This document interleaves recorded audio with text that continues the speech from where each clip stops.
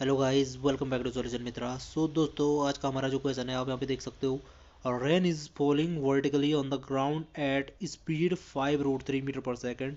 If a man walks toward east with speed 5 metre per second, he will feel the rain falling at what angle to vertical and what the rain feels the man moving at what angle to horizontal. ठीक है जी। तो बहुत ही शानदार सा question है। यहाँ पे जो रिलेटिव वेलोसिटी का कॉन्सेप्ट होता है वो आपका क्लियर होगा भाई, बिल्कुल। देखो क्या कह रहा है हमें हमें दोनों का एंगल पूछ रहा है, दोनों का मतलब जो देखने का नज़रिया है वो पूछना चाह रहा है।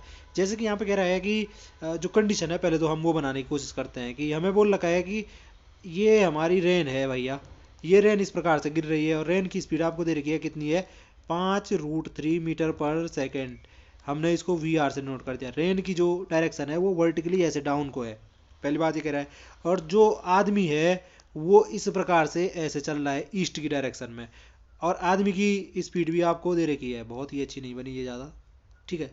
ये दे रखी है हमें कितनी, 5 मीटर पर सेकेंड ये है। हमने आदमी की स्पीड को वी एम से नोट कर दिया। ठीक है जी। अब ये कह रहा है कि जब आदमी, इस केस में पहली बात तो ये कह रहा है कि जब आदमी यहाँ से चल रहा था भैया, इसने पहले डिफाइन कर दिया यहाँ पे कि उसको जो हमारी रेन है वो वर्टिकल से किस एंगल पे आती हुई प्रतीत होगी, ये पूछ रहा है। तो कभी भी देखो, जब यहाँ पे इस प्रकार से रिलेटिव मोशन रहता ना, तो वो कह रहा है कि आदमी को रेन को ऑब्जर्व करना है। रेन ऐसे आ रही है, यानी कि आदमी के फ्रेम ऑफ रेफरेंस में जा करके हमको रेन की मोशन को ऑब्जर्व करना है। अब कभी भी जब भी ऐसा टॉपिक आएगा तो यहाँ पे हम क्या करते हैं कि जो रिलेटिव वेलोसिटी का कॉन्सेप्ट होता है वो हमारे दिमाग में आता है। जैसे यहाँ पे वी रिलेटिव यानी कि रेन की मोशन ऑब्जर्व करना चाह रहा है आदमी, तो वी आर एम से नोट कर दिया कि रेन की मोशन क्या होगी आदमी के फ्रेम ऑफ रेफरेंस में। तो हो जाएगी वी आर एम बराबर क्या हो जाएगा, वी आर माइनस क्या हो जाता है, वी एम हो जाता है। यानी कि रेन की जो स्पीड है उसमें से आदमी की स्पीड को घटा दो, आपके पास कौन सी रिलेटिव स्पीड मिल जाएगी, रेन की। वो भी किसके रिस्पेक्ट में, आदमी के फ्रेम ऑफ रेफरेंस में। यानी आदमी के लिए रेन की जो रिलेटिव वेलोसिटी होगी वो इस प्रकार से दिखाई दे रही होगी। अगर ये वेक्टर क्वांटिटी है हम इसको ऐसे भी लिख सकते हैं भाई, प्लस माइनस का वी एम। समझ रहे हो आप, ये ऐसे लिखा जा सकता है भाई। हम यहाँ पे थोड़ा सा ऐसे कर देते हैं, ये वी आर एम बराबर इस प्रकार से लिखा जा सकता है, वी आर प्लस का माइनस का वी एम। ठीक है जी। और जब मैं यहाँ पे, अगर ये ओरिजिन है O0 0, तो यहाँ से तो नीचे को आ रही है रेन, हमने इसकी डायरेक्शन पॉजिटिव ले ली, हमने ये मान दिया कि ये नीचे को जा रहा है तो पॉजिटिव डायरेक्शन में जा रहा है। ठीक है, भले ही वाई एक्सेस में ऊपर को होता पॉजिटिव, लेकिन हम अभी रेन की डायरेक्शन को ही अपना क्या मान रहे हैं, रेफरेंस मान रहे हैं, तो हम ये मान रहे हैं नीचे को पॉजिटिव है। और जो हमारा आदमी है वो इस तरफ को जा रहा है, ईस्ट को पहले ही डिफाइन कर रखा है।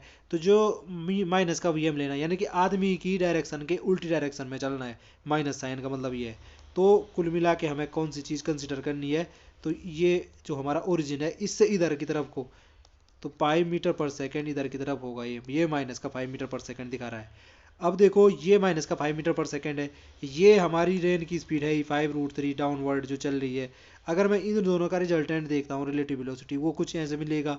और जो ये बनाएगा ये थीटा एंगल ऐसे बनाएगा इसके साथ, वर्टिकल के साथ। तो जो ये वी आर एम है, अगर आप इसका क्या मैग्नीट्यूड देखना चाह रहे हैं कि कितना है, तो वो आप यहाँ से वी आर की वैल्यू है इसको कर दो, वी एम की वैल्यू रखो, इनको घटाओ बढ़ाओ, उसके बाद उसका मैग्नीट्यूड फाइंड कर सकते हो। ठीक है, लेकिन हमें उससे मतलब नहीं है कि कितना है क्या है, हमें ये पूछ रहा है कि आदमी को कितने डिग्री के एंगल से आती हुई प्रतीत होगी। तो यहाँ पे देखो ये चीज़ तो आपको पता चल गई कि आदमी को कुछ इस प्रकार ऐसे आती हुई प्रतीत होगी। आदमी को ऐसे नहीं लगेगा कि सीधे मेरे सर में ही गिर रही वो, क्योंकि आदमी भी चल रहा है ना, तो उसको ऐसे ही इस एंगल से ऐसे आती हुई प्रतीत होगी। और ये थीटा एंगल की वैल्यू कितनी हो जाएगी, इस थीटा एंगल की वैल्यू निकालो, टेन थीटा। तो यहाँ पे देखो इस वाले ट्रायंगल में आ जाओ, इस वाले ट्रायंगल में ये टेन थीटा कितना हो जाएगा, टेन थीटा होता है हमारा परपेंडिकुलर डिवाइडेड बाय क्या होता है, बेस। तो परपेंडिकुलर हो गया ये वाला, परपेंडिकुलर यानी कि ये वाला मैग्नीट्यूड लेना है सिर्फ।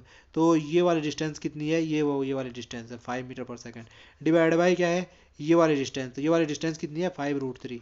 अब ये कितना बच रहा है, 5 से 5 कैंसिल हुआ, 1/√3। तो टेन थीटा कितने डिग्री की वैल्यू 1/√3 होती है, तो 30 डिग्री की वैल्यू होती है ना। तो थीटा बराबर कितना आ गया भाई, 30 डिग्री आ गया। तो जो आदमी है उसको जो बारिश है ना वो 30 डिग्री के एंगल पे इस प्रकार से आती हुई महसूस होगी। अब दूसरी बात कह रहा था कि ठीक है जी, आदमी को तो इस प्रकार से महसूस हुआ। अब अगर रेन रेन सपोज ये गिर रही है जो रेन, अगर रेन आदमी को ऑब्जर्व कर रही रहती, कि रेन देखना चाहती कि आदमी उसको कैसे दिखेगा, तो वह कह भी रहा है कि आदमी उसको एक हॉरिजॉन्टल डायरेक्शन में किसी एंगल पे जाता हुआ प्रतीत होगा। तो वो एंगल कितना होगा, ठीक है भाई। तो अब यहाँ पे अगर मुझे रेन के रिस्पेक्ट में देखना है, यानी कि वी एम आर देख रहा हूँ, मैन की हमें क्या देखनी है, स्पीड देखना है रेन की स्पीड में, रेन के फ्रेम ऑफ रेफरेंस में। तो क्या हो जाएगा, वी एम में से इस टाइम क्या करानी पड़ेगी, वेलोसिटी ऑफ रेन घटानी पड़ेगी। यानी कि ये हो गया हमारा वी एम, ये हो गया प्लस का माइनस का वी आर, समझ रहे हो आप। अब देखो ये हो गया माइनस का वी आर। तो यहाँ पे देखो रेन जब यहाँ नीचे को आ रही थी, हमने इसको पॉजिटिव का वी आर ले लिया था। तो अगर मैं उल्टी डायरेक्शन में चल रहा हूँ तो माइनस का वी आर किधर होगा, ये हो जाएगा इधर की तरफ 5√3, और जो वी एम है वो पॉजिटिव तो इधर है ही, यानी कि इन दोनों का रिजल्टेंट कोई इधर ऐसा आने वाला है। तो ये हो गया हमारा कौन सा एंगल, फाई एंगल मान लिया सपोज हमने।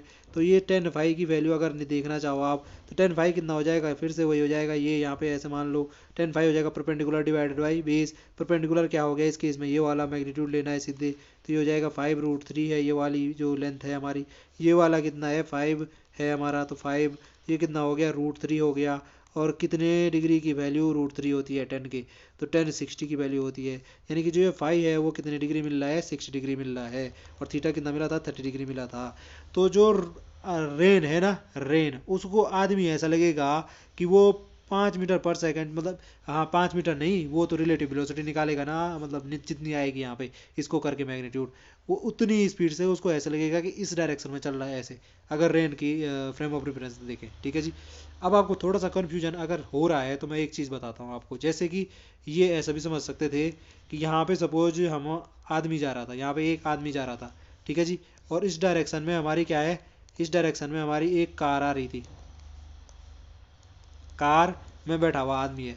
तो कार में बैठा हुआ आदमी अगर ये भी चल रहा है, ये आदमी भी 5 मीटर पर सेकंड की स्पीड से चल रहा है, और ये कार भी सपोज 10 मीटर पर सेकंड की स्पीड से नीचे आ रही है, तो जो ये मतलब हमारा कार में बैठा हुआ एक आदमी है, उसको ये आदमी ऐसे जाते हुए थोड़ी दिखेगा, उसको कुछ इस प्रकार से इस एंगल पे ऐसे आते हुए दिखेगा, क्योंकि ये भी इधर को मूव हो रहा है। तो ये जो रिलेटिव मोशन होता है ना, इसी के कारण ऐसा अपीयर होता है। जैसे यहाँ पे अगर हमारे बात ये आदमी था, ये आदमी था, ठीक है जी, और ये हमारी कार ऐसे आ रही थी।